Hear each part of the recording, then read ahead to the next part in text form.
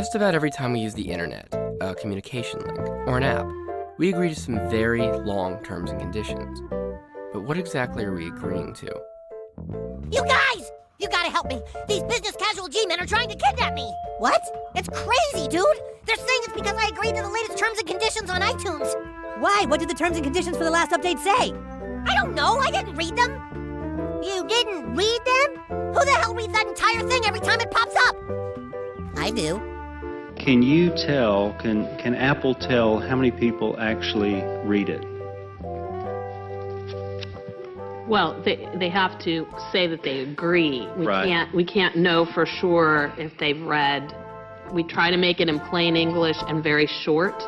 If I were trying to make a user agreement uninviting, I would choose a small font, a sans serif font, and I would set it in all caps. Okay. Because what happens then is that you have type that becomes a texture rather than words and spaces. No one has read the terms and conditions. No one in the world. No one, even the lawyers who wrote it like this. You come to a website and they have a set of rules, usually described in a terms of services, and then they have a privacy policy. And as soon as you start using the service, in essence, you have agreed to the terms of service and the privacy policy. Do these terms and conditions that we sign up for even apply? They do. I think if they didn't apply, I think the web would topple over. And so to the extent there have been contract decisions, they've held that these terms and conditions are valid. And this concept is pretty new. For instance, you never had to sign a user agreement for an old-fashioned landline, or to watch TV, or to read a book. But if you use a smartphone, a Kindle, or you watch Hulu, then you do. Pilot, baby, don't you sign anything there. What's this all about? Standard form of contract. Don't talk to me about contracts, Wonka. I use them myself. They're strictly for suckers. Yes, but you wouldn't begrudge me a little protection. In fact, if you were to read everything you agreed to, it would take 1 full month of work out of every year. That's 180 hours you would need to spend every year. And according to the Wall Street Journal, consumers lose $250 billion each year due to what's hidden in fine print. Here's an example from LinkedIn's terms. You grant LinkedIn a non-exclusive, irrevocable, worldwide, perpetual, unlimited, assignable, sublicensable, fully paid up, and royalty-free right to us to copy, prepare derivative works of, improve, distribute, publish, remove, retain, add, process, analyze, use, and commercialize in any way now known or in the future discovered any information you provide directly or indirectly to LinkedIn, including but not limited to any user-generated content, ideas, concepts, techniques, or data services, used to LinkedIn without limits to consent, and or competition with you or any third party. So LinkedIn takes pretty much everything forever. You'll find this kind of language in Google, Pinterest, Facebook, pretty much anything that people consider free. Instagram is finding that pictures are worth much more than 1,000 angry words after the company updated its user agreement to say it would have the right to sell posted photos without compensation for use in advertising. And even if you are paying, companies have the ability to make you accept just about whatever they please. In 2009, GameStation, a company in the UK, put some pretty sneaky stuff in their terms. They didn't take money or your firstborn child. But for one day, their terms stated, by placing an order via this website, you agree to grant us a non-transferable option to claim, now and forevermore, your immortal soul. The contract was only live for a day, but GameStation happened to rake in the lives of 7,000 immortal souls. This was, of course, a joke. However, it makes you wonder, what if there were more serious consequences that might result from not reading terms and conditions? And what if your phone came with these long terms and conditions said, well, if you use the phone, the government can wiretap you? That would be insane. But that's the kind of world we're living in. A world where the government could wiretap you because of terms and conditions? So, if you look at the iPhone user agreement, wiretapping isn't mentioned. But in AT&T's privacy policy, they say that they can use data to investigate, prevent, or take action regarding illegal activities. Prevent?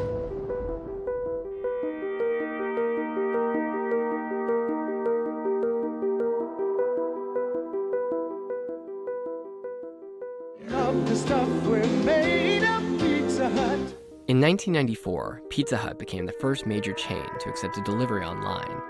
Suddenly, the internet needed a way to remember who you were, where you lived, and how you were going to pay. My question is, what the hell? Like, how do they know who you are? Yeah. Okay. There are these things called cookies, where, like, if you go to a site and buy something, it'll remember you and then create ads for other stuff you might want to buy. So it learns information about me? Seems like an invasion of privacy. It wasn't until the late 90s that companies began voluntarily adding privacy policies to explain what was happening with this data. Then, in 2000, an online company called ToySmart went bankrupt. But they had an idea. They tried to sell their database of 195,000 users to another company. This included names, billing information, shopping preferences, and family profiles, even though their privacy policy said they would never share information. People felt like they were being duped. Lawmakers tell you time and time again that every time they go back to the district, to their district, people are telling them that they want some internet privacy laws. They want some protection. In early 2001, over a dozen bills were introduced in Congress to protect privacy online. These acts of mass murder were intended to frighten our nation into chaos and retreat. But they have failed. All of the privacy legislation was killed or abandoned, and the Patriot Act was, of course, initiated. The bill before me takes account of the new realities and dangers posed by modern terrorists.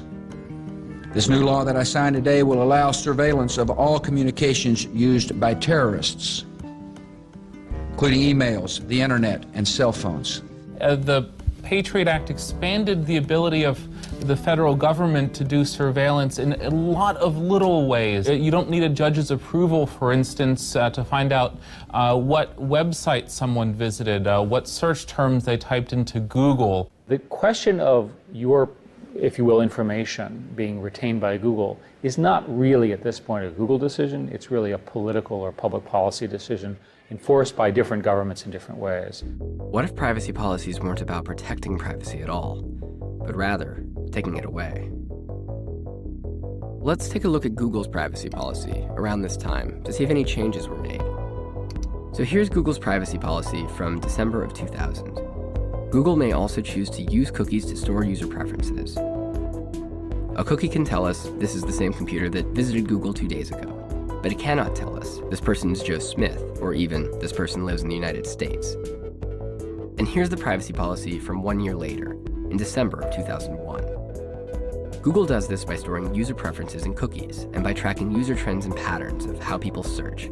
Google will not disclose cookies to third parties, except as required by a valid legal process, such as a search warrant, subpoena, statute, or a court order. Now, it's important to note the fundamental difference between these two policies. One says that you're totally anonymous. The other says, when necessary, you're not. But here's what's strange. So the first screenshot you saw of Google's oldest policy was taken by a non-profit internet archival service. It records what websites used to look like by taking snapshots, and it's been doing it since the 90s. Now, Google also lists the history of its privacy policies on its own official archive page. In their archives, they state they've got every privacy policy that goes back to the beginning. But what Google shows as their original privacy policy doesn't match that of the archive service. Instead, they show the policy from December of 2001, the one that says that users are not anonymous. Google claims this is their first privacy policy, which it isn't. So why would Google not include its original privacy policy on its own archives page, the one that said you would remain anonymous? What if the data collection that the Patriot Act required became the foundation of a whole new business model, and the foundation of the modern internet as we know it? Would that be something worth covering up? Even though we don't write checks to Google, and that's one of the reasons we kind of like the company, it doesn't mean that Google is really free or that we are free in the liberty sense when we use it. It might feel very different if Google was effectively a $500 a year service, because that's the value of the data that you're providing. I mean, that was a really critical finding, and that advertising could be, targeted based on information that people were somehow, supplying about themselves. Suddenly, you didn't have to wonder, was somebody watching my commercial?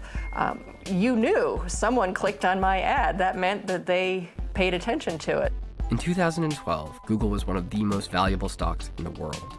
And Mark Zuckerberg, the founder of Facebook, had become one of the richest men in America.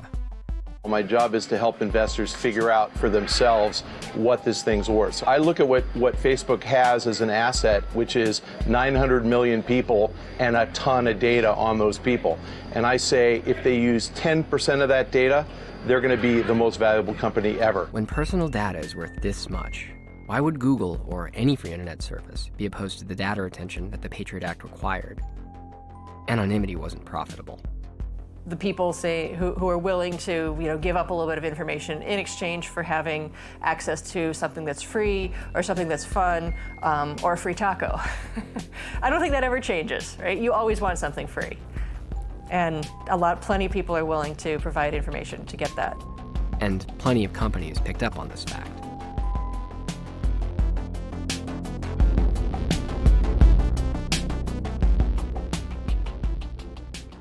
Let me give you some very practical tips. First of all, I want everybody here to be careful about what you post on Facebook. What the default settings are on Facebook. This is how most people use this technology. When these companies are building these systems, they know that. So why isn't the default for everything sharing, every photo, when I start Facebook, why isn't it just for my friends? Why is the default for everybody? Because it's really confusing for my mom to figure out how to just share to her friends. The way we've designed the site is that it's a community thing, right? So people want to share with just their friends, but a lot of people also want to share with the community around them, right? So I want to share with everyone who works with me at Facebook. I want to share with everyone who went to my college, everyone in the village around me. And those people aren't just my friends. Even Mark's explanation doesn't make any sense. He says he wants to share with the school, with the quaint village next to him. He doesn't say he wants to share with the entire world. And yet, that's the default. The challenge with defaults is that you get comfortable with whatever the default is.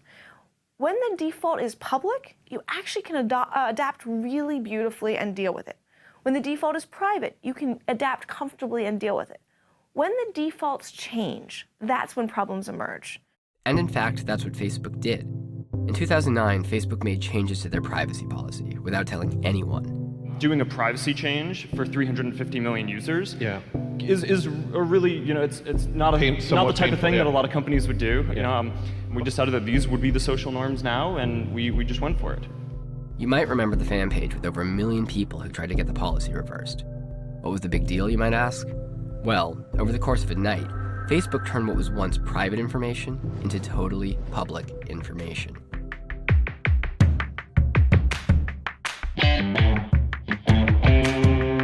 These platforms have an incentive to keep as much information about you and make it as visible as possible. It's almost the question then becomes, what's the less forgivable sin? Having this crazy one-night stand, or not knowing how to use Facebook properly?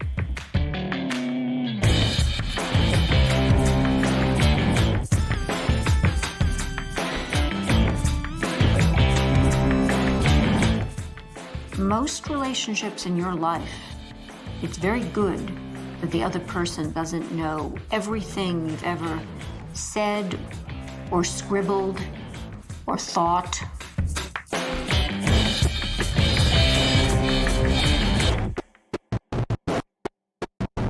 When you choose to share a photo album, you go to Facebook and you choose to put those photos there. Just kind of opt in on every single thing. Opt in. Opt in. Opt in. I'm okay with Facebook behaving like a company, but I think we need to treat it like a company and not treat it like some benign public utility. These are the default settings on Facebook in 2005, divided into 12 categories. As time passes, more and more information is shared by default. In 2009, Facebook began automatically sharing personal information with the entire internet. By 2010, everything was shared by default, except for your contact info and your birthday. We could, if you did a search and a Gmail and a YouTube and so forth yesterday, and you did it from your home, I'll give you the worst case. You did it from your home, and you only have one computer in your home. In theory, we could cross-correlate those and get all three together. We don't do that, and we're not likely to do that. But in January of 2012, Google made changes to their privacy policy, and they did just that. Google combined all of the information any of their services had collected about a person and put them into one single profile. What Eric Schmidt had said was the worst-case scenario, Google had actually done.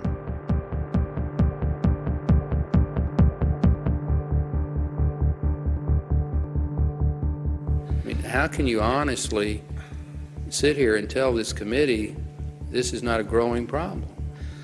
A good deal of what I was trying to say is that I don't think there is evidence of a market failure or consumer harm from the legal and legitimate use of personal information in commerce. I don't think there's evidence of it. There are companies that you've never heard of, like Axiom, that claim to have about 1,500 points of data on the average American citizen. Everything from, whether you're right-handed or left-handed, what kind of dog you have, what your sort of psychological outlook is, and all of that can be used to inform decisions that businesses make about us as well. These are the types of companies that a potential employer would go to try and run a background check on somebody before they hired them. They're able to connect the fact that you went to site A and then later to site B and then eventually to site C and create this detailed history of what sites you visit online. They don't put your name in the cookie. They put a unique serial number in the cookie that could then be linked to your name in their database. I don't know if you've ever seen the picture of the ad network ecosystem that shows all the parties in the ad network ecosystem. It's a bit overwhelming. The information is valuable to different people for different reasons. What if you buy a lot of alcohol? They might want to raise your premiums because they think you're at risk for alcoholism or something like that. The company might use it in a way that actually harms you. For example, in 2008, thousands of people suddenly had their credit limits reduced, seemingly for no reason. While on vacation, one wealthy business owner from Atlanta saw his limit plummet from $10,800 to just $3,800, ruining his vacation. The letter he received said this: "Other customers who've used their card at establishments where you recently shopped have a poor repayment history with American Express." This means companies like Walmart. And in Minneapolis, a father came into a Target, outraged that they were sending his teenage daughter pregnancy coupons that were addressed to her. The man thought the Target was trying to encourage his daughter to get pregnant. As it turned out, thanks to her shopping habits, Target knew that this high schooler was pregnant before her own father did. The father later apologized. And in the Netherlands, data was being used to harm customers in a whole new way. Now, while you're driving and using a GPS, that GPS is sending back signals that tell how fast you're moving. It's really useful for helping us avoid traffic, but that got a little company called TomTom wondering who else might be interested in knowing the speed of traffic. And so in the Netherlands, the data that people were willingly trading to find a faster way home was being sold to the authorities to give those same drivers tickets.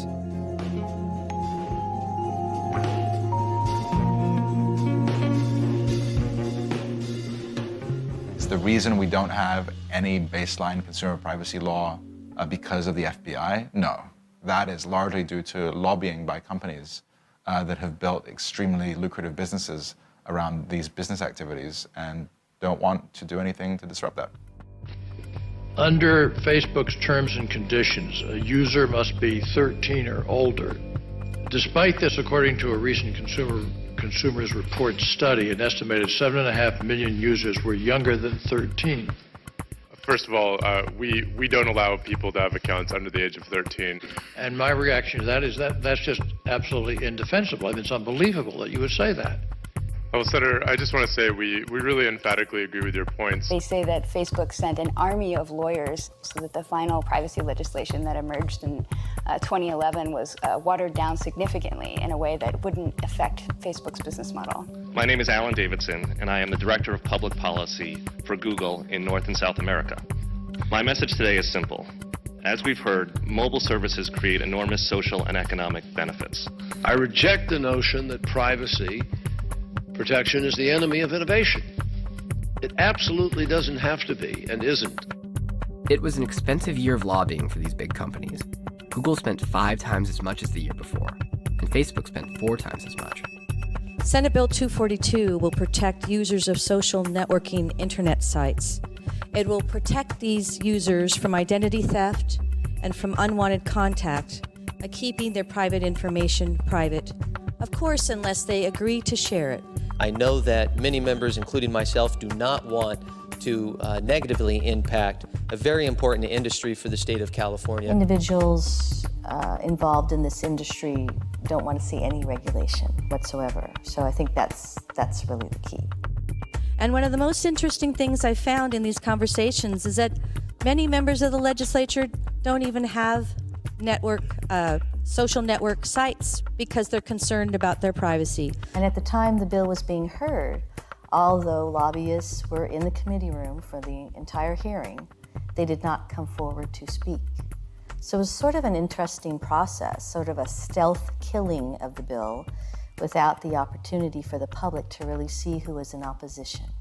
So people like Google and Facebook were in strong opposition, Facebook in particular. What did Facebook have to lose? You know, I really do not understand their logic, and you'd have to ask them about that. But when I analyze an issue like this... I'd love to ask them about that. They won't talk to me, so... I'm not surprised. I don't think the rules of law and regulation necessarily apply when it comes to, interacting with, a company that wants to sell you something. Yeah, we should be worried. But worried about what? Sure, the data collection allowed by privacy policies had fueled commerce, but was there something more serious we were agreeing to?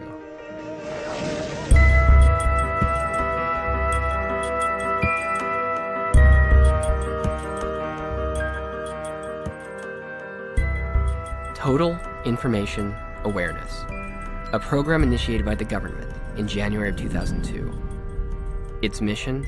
To collect every digital transmission imaginable.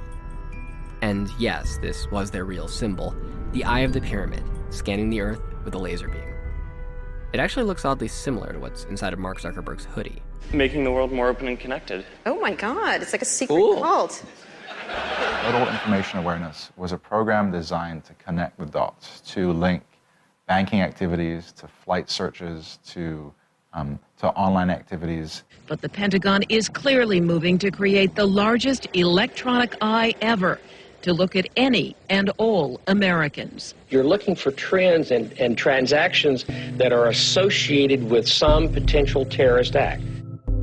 They believe that with enough data that they could predict who would be engaging in nefarious crimes. The public was outraged. Congress was outraged. The program was shut down. The lesson that the government learned after the failure of Total Information Awareness was that if you're going to create a gigantic spying program, don't give it a creepy name. There's nothing to prevent them from developing the same capabilities, just in smarter ways from their standpoint.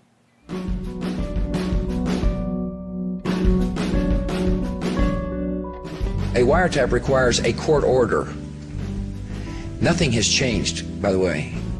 But in reality, lots had changed. We were told one day in late 2002 that an NSA representative was coming to the office. Mark Klein came to us at the Electronic Frontier Foundation with data and documents that showed that AT&T was engaged in a wiretapping program. The NSA is much different from the CIA. First of all, it's about 3 times the size. It costs far more. It's tremendously more secret than the CIA. And what it does is very different. It's focused on eavesdropping, on tapping into major communications links. They actually had a secret room in their facilities, and they were creating a copy of internet traffic and sending it to the NSA. So in a sense, they are vacuuming up, scooping up They are blindly vacuuming up everything going across those links. And you're certain of that? I'm certain of that. So President Bush owned up to it. I authorized the National Security Agency to intercept the international communications of people with known links to Al-Qaeda and related terrorist organizations. It's taken less than 24 hours after the Bush presidency ended for a former analyst at the National Security Agency to come forward to reveal new allegations about how this nation was spied on by its own government. The National Security Agency had access to all Americans' communications, faxes, phone calls, and their computer communications. Is there a recording somewhere of every conversation I had with my little nephew in upstate New York? Is it like that? It would be everything, yes. It would be everything. But then a beacon of hope arrived in the White House. Hi, Senator Obama. I appreciate your giving us the opportunity to ask you questions. I'm an attorney who represents federal whistleblowers, And I was very disappointed when I learned that you supported the bill that lets phone companies off the hook when they've helped the federal government without warrant wiretap phones. I recognize that some people feel like, yeah, well, the phone companies still were complicit in this. They should be held accountable still. I understand that argument. But the problem was the surveillance program is actually one that I believe is necessary for our national security. So they were immune, but that means that the programs are still shut down, right? The programs are shut down? Yeah, the wiretapping program. And I have no reason to believe that the wiretapping programs have been shut down. No, if the wiretapping programs had been shut down, then I don't believe that the government and AT&T would still be fighting in court for the legality of it. So Barack Obama hasn't changed anything? No, Barack Obama did not shut those programs down after he took office, even though he had threatened to before he became president.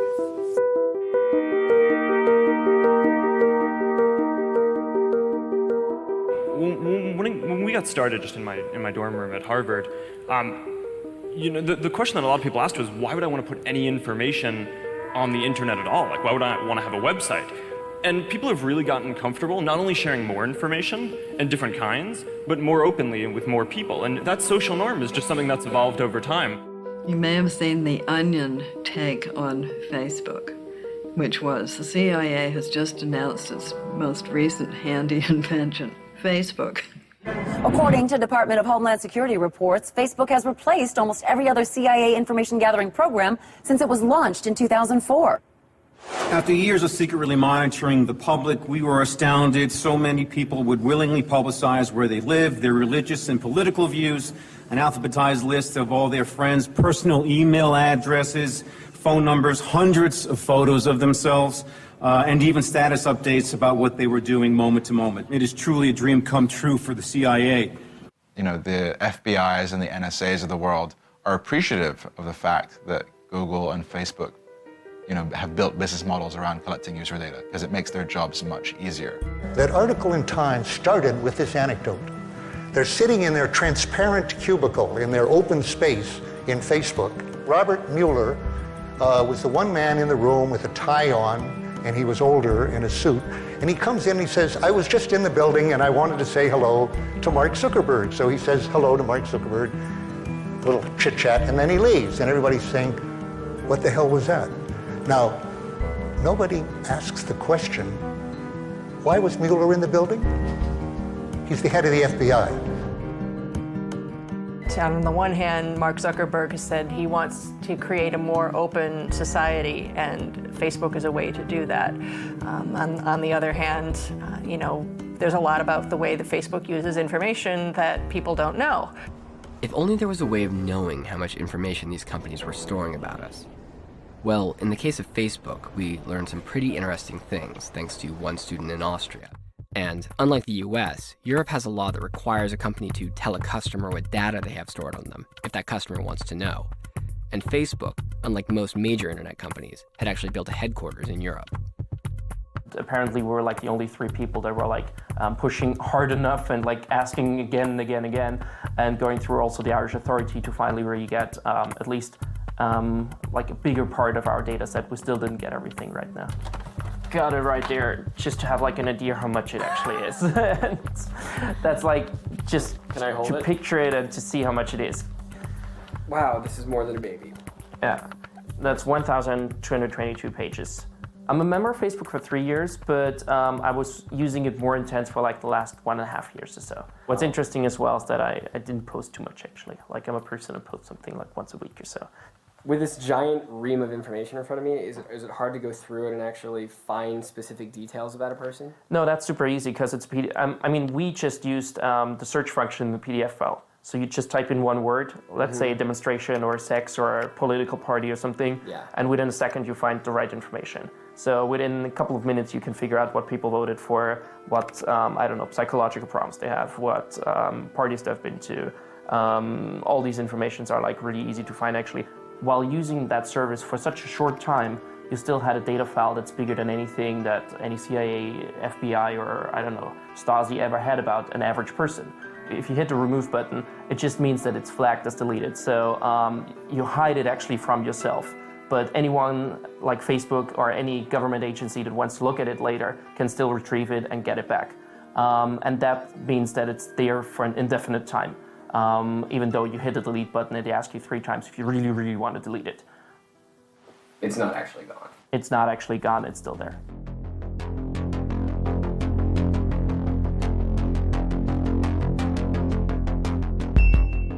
So we've ultimately adopted roughly the following rule. We think of it as we anonymize the information within 18 months. It might be anonymized after 18 months, but all of the searches that we've ever done are still there. The underlying data is still there to be de-anonymized at some point. And de-anonymizing search records turns out to be shockingly easy. That is, taking private searches and finding out whose records they are. In 2006, AOL turned over a bunch of these anonymized search records of their users to the public, and it only took a few short hours for a reporter to decode who user number 4417749 was. Between searches for things like numb fingers, 60 single men, and dog that urinates on everything, the reporter uncovered a woman named Thelma Arnold. She was age 62. But then there's user 1755669, who looked up how to kill your wife multiple times, along with decapitated photos, and then in the middle, the user actually looks up steak and cheese. Steak and cheese. And there were plenty of users online who were quick to judge what was going on here. It was murder.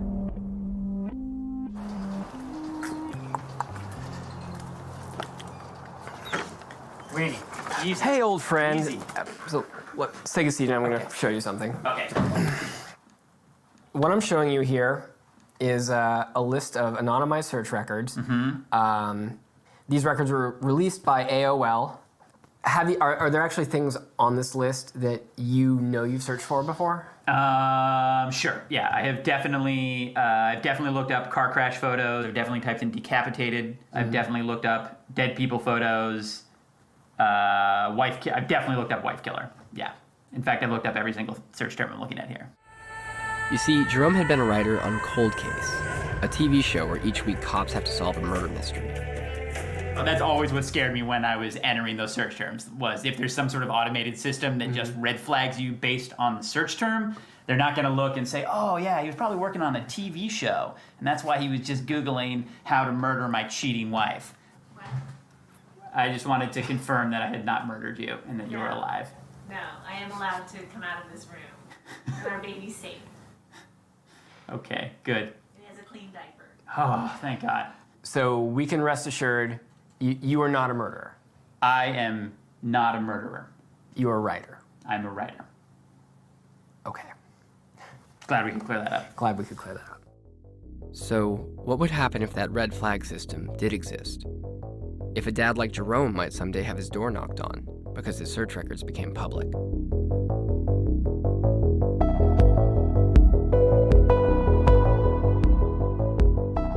Consensus seems to be that the retention of this kind of information should be greater than 0 days. And the reason it has to do with police actions, terrorists, Patriot Act, all those sorts of things.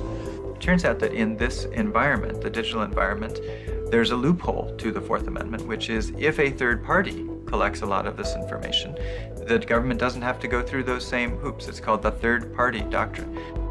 The third party doctrine means that when you, a consumer, share your data with a bank, with an email provider, with a search engine, with any kind of technology company, you have basically given up what would have been your Fourth Amendment protections over that data.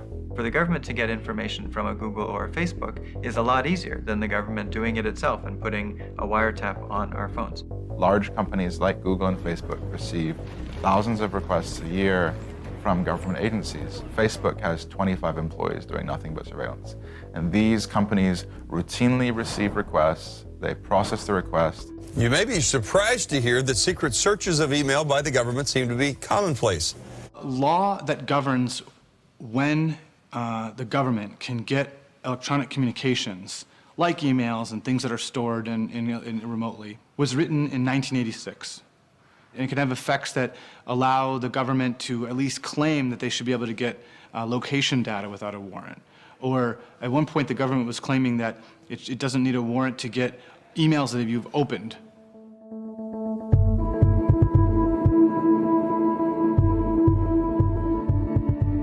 Well, in the spring of 2011, the Department of Justice, and in particular the FBI, made several requests to internet companies as part of an investigation relating to individuals associated with WikiLeaks.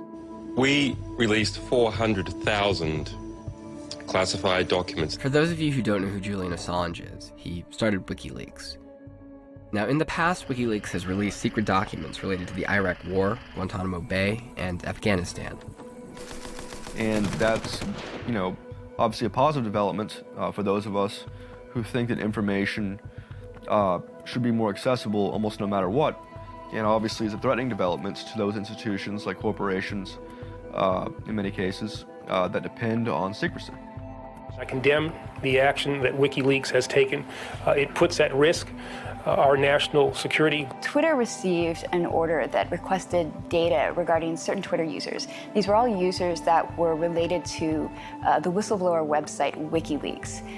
However, it wasn't just an order, it was actually a D order, and it came with a gag order. It required that Twitter never speak publicly about the fact that they had received this request. Denouncing the move, Assange said he believes other American internet companies, such as Facebook and Google, may also have been ordered to disclose information. Companies like Amazon, Yahoo, Dropbox, even Facebook will be capable of handing data to the government without first informing users. Even if you think what the people are doing is wrong, that's why the First Amendment exists, to protect unpopular people engaging in unpopular speech. But Twitter fought back. They released the information to the users and let them know ahead of time, and they were successful in getting the gag order overturned.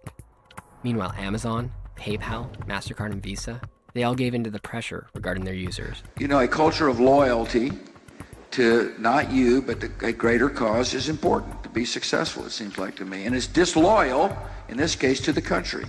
While President Bush might think it's disloyal, thanks to Twitter standing up for the privacy of activists like Julian Assange, you can now be shown this. Today, we release over 287 files documenting the reality of the international mass surveillance industry. An industry which now sells equipment to dictators and democracies alike in order to intercept entire populations. 9/11 has provided a license for European countries, for United States, Australia, Canada, South Africa, and others to develop spying systems that affect all of us.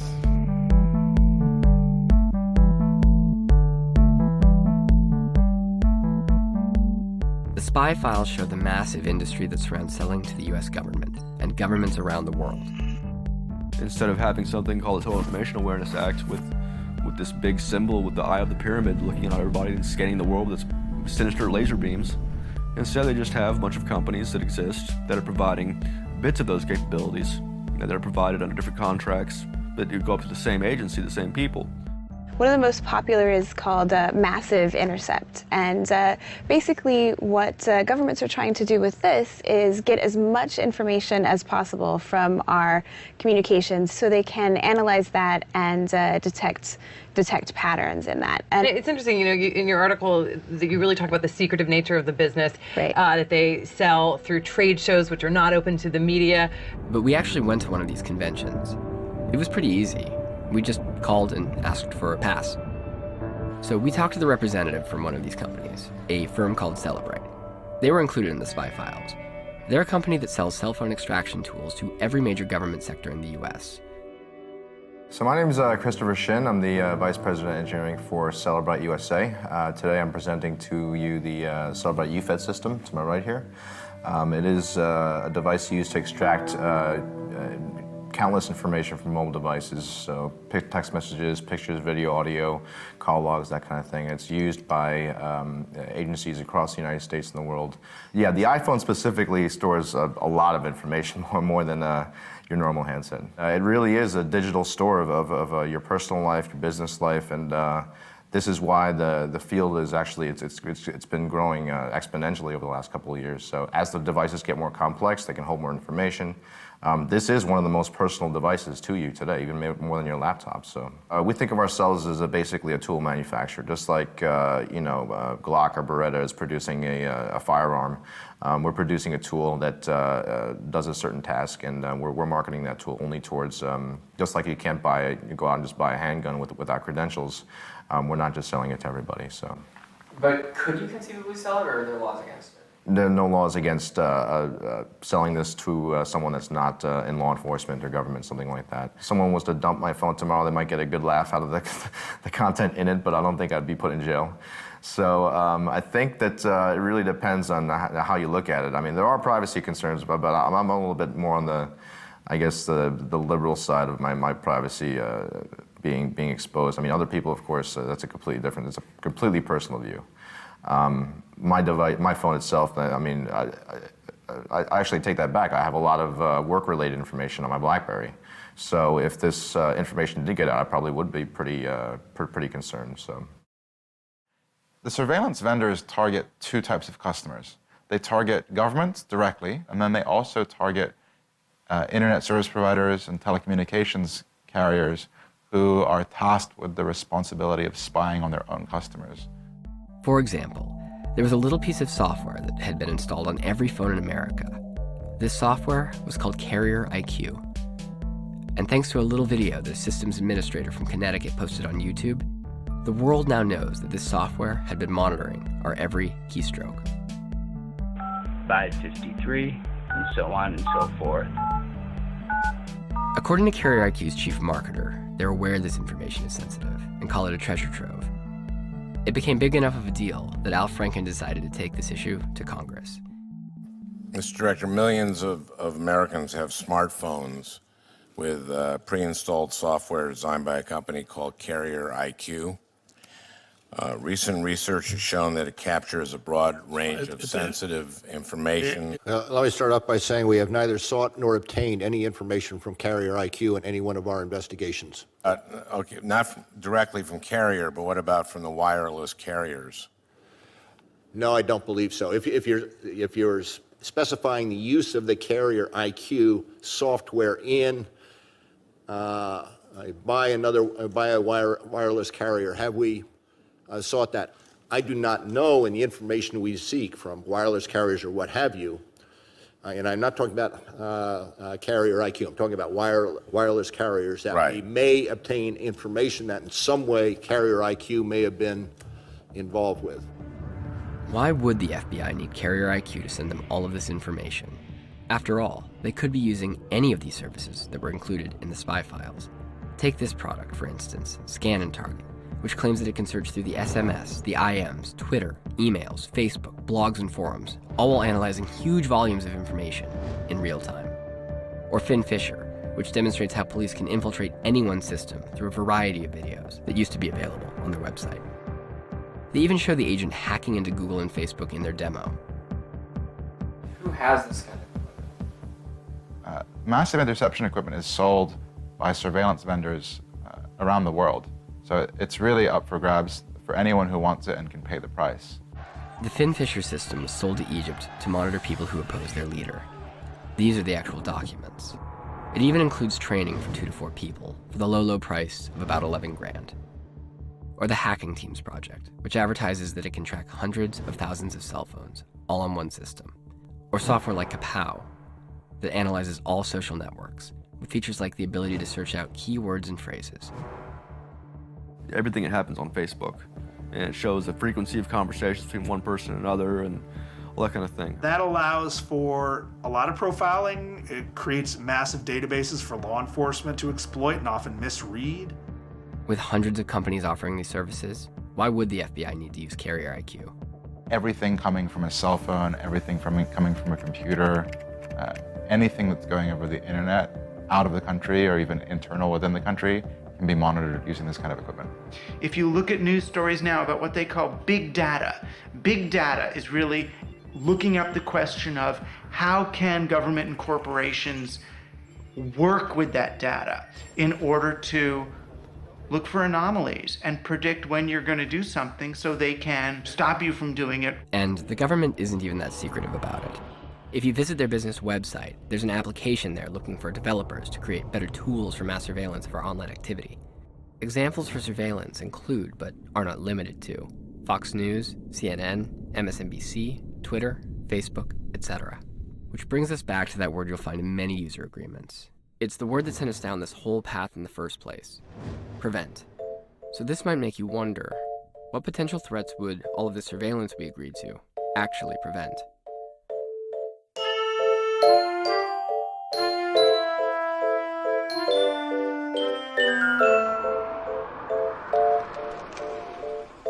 Basically, January the 3rd, 20 days before I go on holiday, I tweet, "Are you free this week for a gossip/prep before I go destroy America?" Ended the tweet with a kiss, as threatening as that is. 20 days later, get on a flight, go to LAX. We had a hotel in Hollywood Boulevard. We were just gonna potter around for a week, just looking around, just being tourists. Got off the plane, went through the passport control, swiped my passport through, and they're like, "Can you come this way?" And I was like, because I got an Irish passport, I thought maybe Irish people is like stereotype, IRA bombers. They went through my suitcase and I was like, oh, what are you doing? And then when they pulled me into the holding room, I was questioning me for 5 hours about whether I had a Twitter account. I was like, are you being serious? Are you actually holding me because of a tweet? And they're like, what do you mean by destroy America? And I was like, to party, it means to go wild, get drunk. Any moron that could read that tweet can see what it's meant as. Like, it ends with a kiss. I'm sure, like, Hitler doesn't end his memoirs with a kiss or whatever he did. So then they moved us to a holding room. But then at midnight, the staff changed over and they weren't aware of what we were there for. So they handcuffed us, stuck us in the back of a police van, and then took us to a downtown, like, prison detention center. Innocent people shouldn't be treated like absolute dirt. And they were dragging us around, pushing us into walls. Sounds like a horrible vacation. Is the government refunding you at least? No, they won't comment on what happened. Well, if I'd put I was going to paint the town red, they'd have me done for graffiti as well, wouldn't they? When I go to other countries, this is going to show up that I got refused from America, so more than likely I'm now going to get dragged off at every airport and questioned about what happened, and I have to explain to them that it was a tweet. I'm Italian, Irish, French, Portuguese, Native American, Black. I'm even like 1/18th Avatar. This is Joe Lipari. Joe Lipari had had a rough day at the Apple store. He had been forced to wait in line for 4 hours before finally leaving. So I get home from the Apple store, still a little irritated, smoke a little dope, put on Fight Club, just trying to relax, go on Facebook. And this button-down Oxford cloth psycho might just snap and then stalk from office to office with an Armalite AR-10 gas-powered semi-automatic weapon. And I said the same thing, but except the Apple store. Pumping round after round. And, basically word for word, except for where. Hanging out on Facebook, getting ready to go to yoga class, and there's a shave and a haircut. 2 bits, knock on my door. So I was like, hey, maybe somebody's here to watch Fight Club with me. Open it up, boom, NYPD SWAT, their bulletproof vests on, their guns drawn, and they tear the place apart. They really go through everything. When the one cop, finds the box that has all my military awards, he comes bringing it down. He's like, oh, you were in the military? And we start talking Army talk. He sees that I speak the language. And that's when he asked me, he was like, so do you know what an Armalite AR-10? And I was like, that's why you're here, guys. You're here because I made a bad joke on Facebook. It blew my mind. It's the ultimate buzzkill, really. Your Facebook page is brought SWAT to your house. They told me not to go far from New York because I'm going to be needed for all these court cases for a year. They claim one of my Facebook friends called 911, which is another thing I think is bogus. So I asked for the 911 tape, which they keep on file. They have to. And it's my right. It's my stuff. They have to give me my mugshots if I want it. So they come back and say, turns out it wasn't someone that called 911. It was someone that just walked into the police station, and that's something we don't keep a record of. And how'd you get my address? I lived there for 10 days. I didn't update my mailing address yet. All my banking stuff was still going to my old apartment. There was nothing saying I lived there except for a verbal agreement. 3 minutes after being done with my lunch, I was told to go up to the office, and then I would sat down inside the vice principal's office, and I wasn't told what was going on until maybe 10 minutes later. My phone rings, I look at it, and it was the number to his school, and I answer it, and it's the school security guard just giving me a FYI, for your information, just to give you a heads up, the Secret Service is here with the Tacoma Police Department, and they have Vito, and they're talking to him. A man walked in a suit and glasses, and he said that he was part of the Secret Service, and he told me it was because of a post that I made, and it indicated as a threat towards the president. Yes, a 7th grade boy was visited by our FBI because of a red flag that came up in their spy system. I was saying how Osama is dead and for Obama to be careful because there might be suicide bombers. It didn't consider his age, or that his comment about Obama needing to watch out was one of concern. The machine simply determined that based on a series of words, Vito was a potential threat.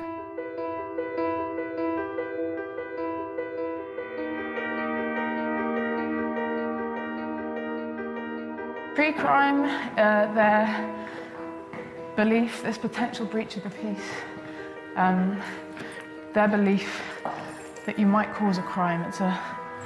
There's pre-crime arrest in Minority Report. Mr. Marks, by mandate of the District of Columbia Pre-Crime Division, I'm placing you under arrest for the future murder of Sarah Marks and Donald Dubin that was take place today, April 22nd, at 0800 hours and 4 minutes. No, I didn't do anything. This arrest that happened on the royal wedding day when I attended a zombie flash mob wedding picnic. Right. And myself and 4 other zombies were arrested preemptively for potential breach of the peace. Even if you dress up as a zombie, it seems to me that the crime isn't really committed until you eat some brains. Yeah. To be fair, we did have some brain cake. Oh. So there's that. How did they know that you were going to be dressing up as a zombie this day? There could have been emails or anything really. It could have been, like, it's hard to know. Yeah. I think that's the toughest That's the thing, scary right? thing, yeah. Yeah. The indication that they were monitoring private social networks came in the way they were reacting to certain things and asking about certain things. So they were asking about maggots and asking about climbing gear, which they must have heard about through some exchanges on the internet, neither of which was true. Nobody had maggots or climbing gear. Not something that was itself posing a hazard to the royal wedding celebrations. We were nowhere near the royal wedding celebrations, and we had no plan of going near the royal wedding celebrations. Anything that wasn't part of the official, ostentatious, joyous, expensive celebrations of this wedding of 2 strangers was prevented from happening. And that seems deeply disturbing. You can see that surveillance measures are being used to silence protests before they even happen. This was, of course, the royal wedding. We'd all helped pay for the royal wedding. It was it wasn't just a private wedding. You're arresting a professor of anthropology that runs a street theatre group. One of the keys. I want the keys back. No, we took the keys. We couldn't believe this was happening. It was just, we were so obviously a street theatre troupe. Some of us had actually got the costume on, So we were locked away in Lewisham Police Station for 25 hours. Once the whole wedding was safely over, we were let out. For the first time, as far as I'm aware in this country, a number of us, something like 50 of us, were arrested and in most cases incarcerated for thinking about protest, for thinking about, in this case, some street theatre. A lot of life is based upon trust. I mean, if you have a conversation with your inner circle on a key strategic decision that is vital to your company, and you read about it in the newspaper before the decision is implemented, in other words, you get preempted from acting because somebody inside your company has talked, you're not going to like it, and it'll hurt. The activists didn't need to commit any crime. They just needed to text, to email, and to call each other about potentially protesting. But I think that the answer is not to take away the capacity of looking at the public actions of citizens and keeping a record of them. The solution is to make sure that we elect better governments. So one of the things I hear a lot is, who cares if they're collecting all of this information about me? I don't have anything to hide, so why does it matter? Well, I know this argument, and it is not very new. It's old-fashioned, saying we are complying with rules, and so what happens? Between leading the sinful life I would like to lead and hoping that governments will protect my privacy, or assuming that no one's going to protect my privacy and leading a less sinful life, I'll go with the latter. It's simply just the odds of success seem higher to me. I congratulate the people who say they have nothing to hide. I don't believe them. And I also say that they're probably hiding something from someone. We all do. You have nothing to hide till you do. And you are not necessarily going to know what you have to hide or not.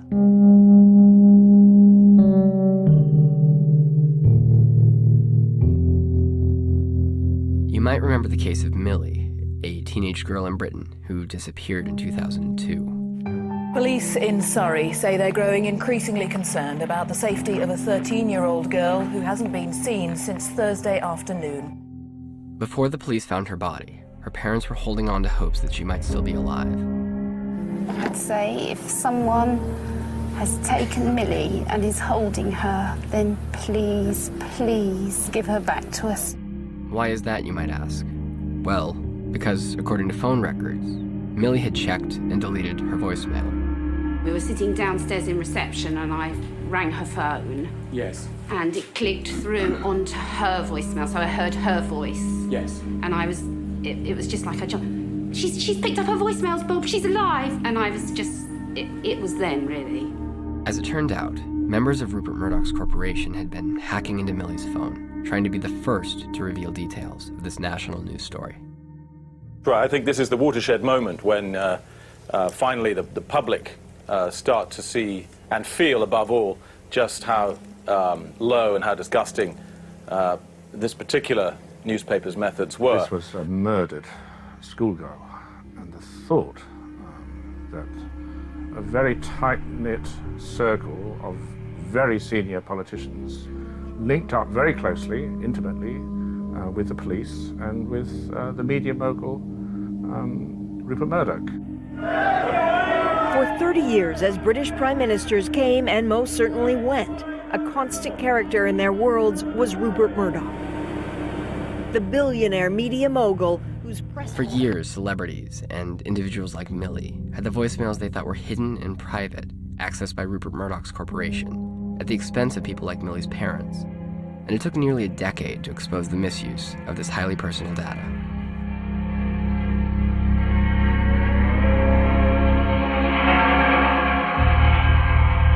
Transparency, which, bonds us together and gives us all so many friends that we didn't know before, but all these friends that are connected, gives the state an absolutely unparalleled in the history of humanity ability to know what's going on in its citizens, to find out who the dissenters are. The government is making whistleblowing a crime. They are making dissent a crime, especially when it embarrasses the government and calls the government to account.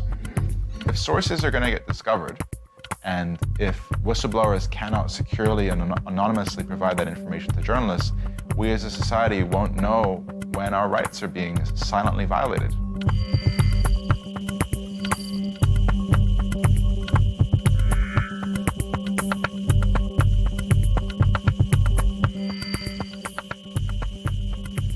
Of course, the president has defended his administration the only way he knows how. If we can root out folks who have leaked, they will suffer consequences.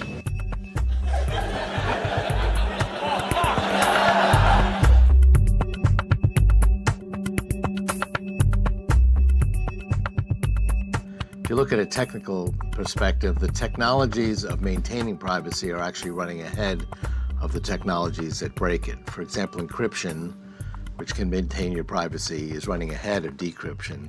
But what if there was a way to store information until it could be decrypted? U.S. intelligence officials will soon be allowed to keep information on U.S. citizens much longer than they used to, even if those citizens have no known ties to terrorism. Under new rules, the government can store data it gathers for 5 years. That's up from the current limit of 6 months. General Alexander, if Dick Cheney were elected president and wanted to detain and incessantly waterboard every American who sent an email making fun of his well-known hunting mishaps. What I'd like to know is, does the NSA have the technological capacity to identify those Cheney bashers based upon the content of their emails? In the United States, we would have to go through an FBI process, a warrant, to get that and serve it to somebody to actually get it. I see, but you do have the capability of doing it. But not in the United States. There are new questions about the National Security Agency's massive spy center under construction in the desert of Utah. Once finished, it'll be 5 times the size of the U.S. Capitol building. The NSA is not allowed to spy on Americans, but now a whistleblower has come forward saying that the agency is doing it anyway. This massive agency that's collecting a tremendous amount of information every day by satellites and tapping the cell phones and data links and your computer email links and so forth. And then it has to store it someplace, and that's why they built Bluffdale. It's going to cost $2 billion. It's being built in this area on a military base outside of Salt Lake City in Bluffdale.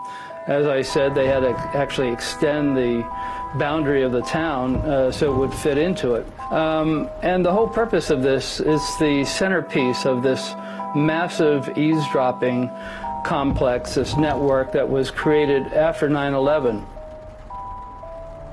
The reality of information technology is it progresses exponentially, only information technology. Exponential growth starts out very slow, looks like nothing's happening, you're doubling tiny little numbers, and suddenly it takes off. And we've seen that with paradigm after paradigm, like social networks in recent times. In 1984, to store 1 gigabyte of data cost $85,000. By 2012, it cost about 5 cents. In the city of Chungking, there are about 500,000 cameras. In 2012, the cost of permanently recording a high-resolution feed was $300 million. By the year 2020, the projected cost is less than $3 million. The UK, being one of the cultures that's introduced cameras most ubiquitously and most quickly, so far the population seems fine with it. If they weren't, they know who to call. There are 2,000 cameras, and soon there will be 3,000, all of which feed into this control center housed in a secret location. And I can call up in real time all instances where a camera caught someone wearing a red shirt. This is the shape and the size of a potentially suspicious unattended package. Many police departments set to use controversial new devices capable of scanning people's faces, then checking that information against a criminal database. When we're at war, when you're protecting your society against people who want to come in and kill civilians, you have to be able to defend what we're doing. You have to be able to defend our way of life, and you have to put these powers into somebody's hands. According to the Brookings Institution, this kind of pervasive monitoring will provide what amounts to a time machine, allowing authoritarian governments to perform retrospective surveillance. For example, if an anti-regime demonstrator previously unknown to security services is arrested, it will be possible to go back in time to scrutinize the demonstrator's phone conversations, automobile travels, and the people he or she met in the months and even years leading up to the arrest. The government is using the existence of terms of service to justify the surveillance state that we now live in. The messages are free to use, and most importantly, they're encrypted, so the police can't actually get in there to encrypt and what's happened. So that's prompted calls to shut down the entire network. It's easy to justify using these technologies to stop a riot. But shouldn't we be concerned when the government is able to read our emails, text messages, phone calls, search history, to track our movements and limit our free speech? What crime did that 7th grade boy really commit? Is having zombies at a royal wedding really so bad? What about Millie's parents? And what happens when these technologies are used to watch peaceful protesters, like all of the people at Occupy Wall Street or the Tea Party folks? What happens if the government doesn't like tents being set up?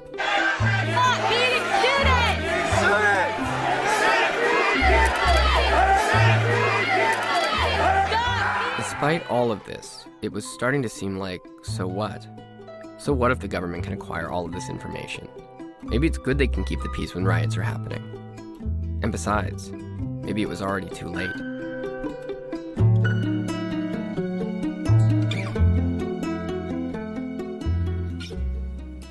Do you think privacy is dead?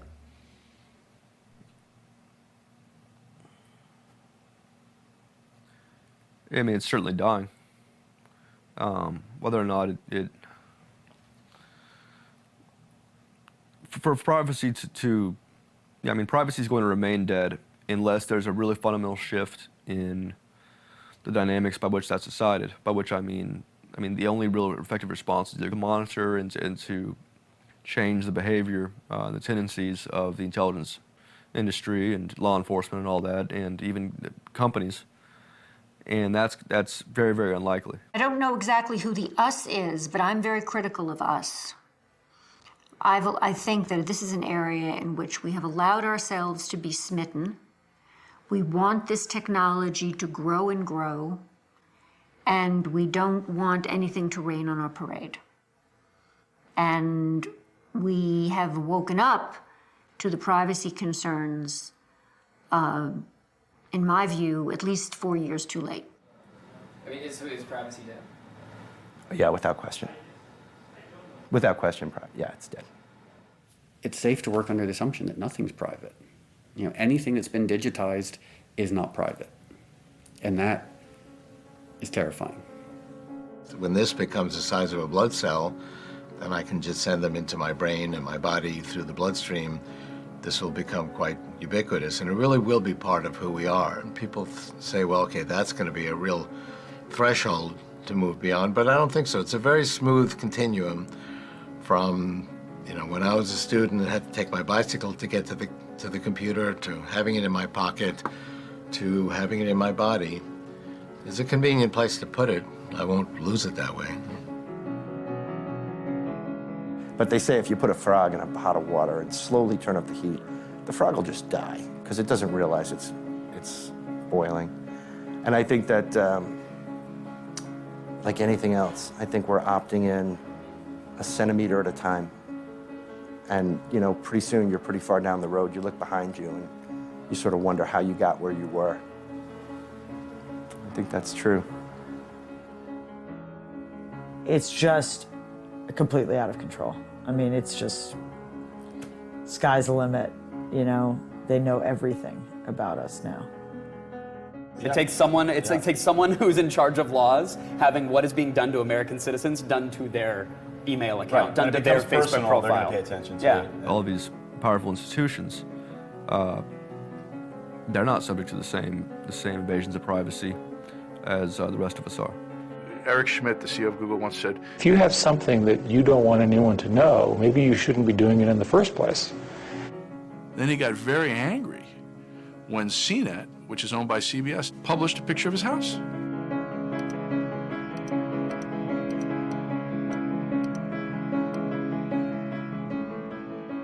Well, when you ask Google about do not track, they claim we have to understand how to define that before we can implement any technology. Do not track's pretty simple. It means we don't want to be tracked.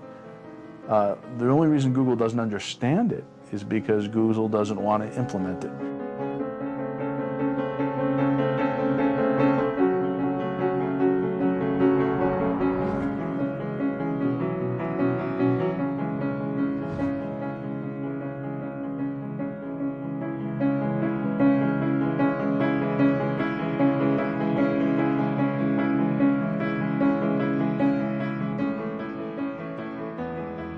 Unless someone comes and makes it no longer practical for them to engage in that kind of activity, pressure is put upon CEOs of the companies. They're going to engage in it.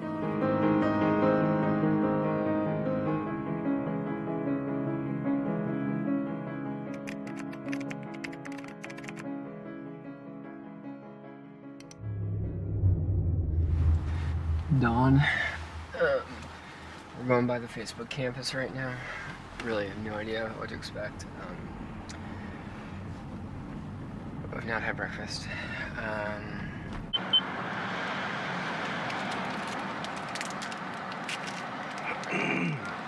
Zuckerberg. He'll know that I checked in here too, so that's good. He knows that I'm right next to his house. Let's see, we have here's the exact quote from Mark. So, having two identities for yourself is an example of a lack of integrity. Lack of integrity. They just did a knock up on his door, so it seems very likely that we might get a Mark Zuckerberg sighting today.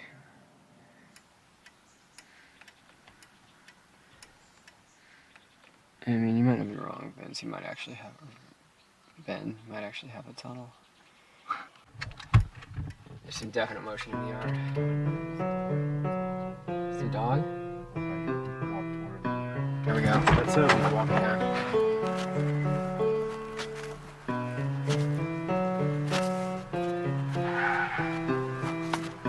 Mr. Zuckerberg? Hey, I'm working on a documentary. Got a little blog here, but wondering if I could just ask you a couple questions. No, sorry. Really? I'm trying to organize all this stuff. Ask, do you still think privacy is dead? What are your real thoughts on privacy? Are you guys recording?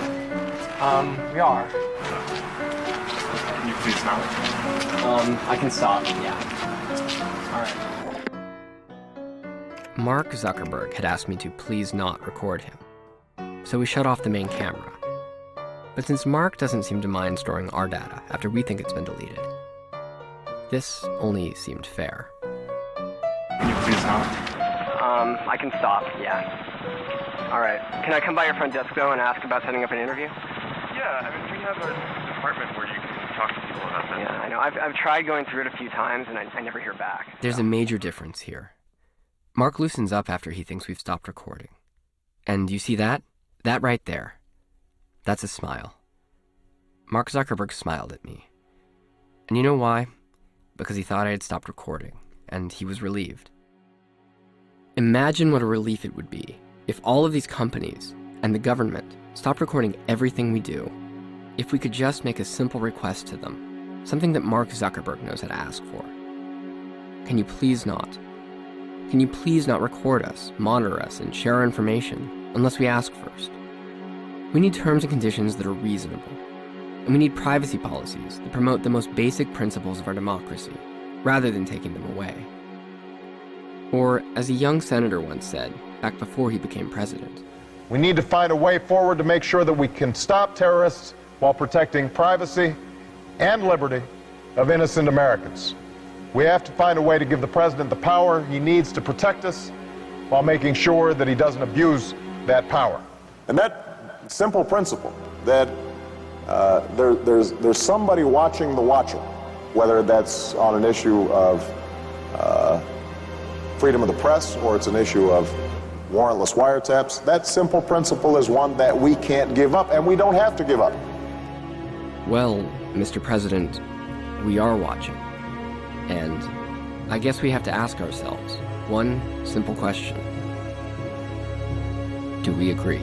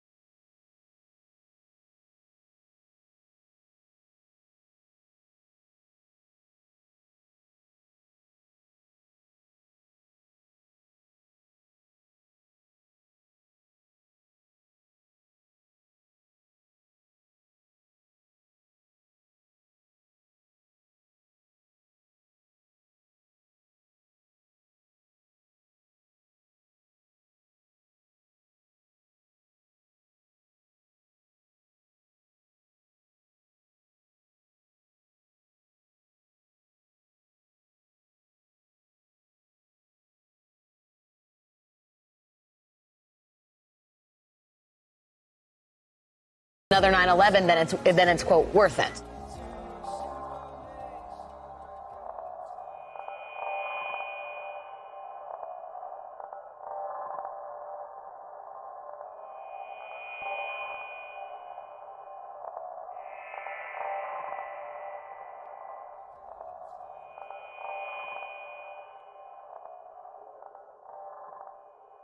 The greatest fear that I have regarding the outcome for America of these disclosures is that nothing will change.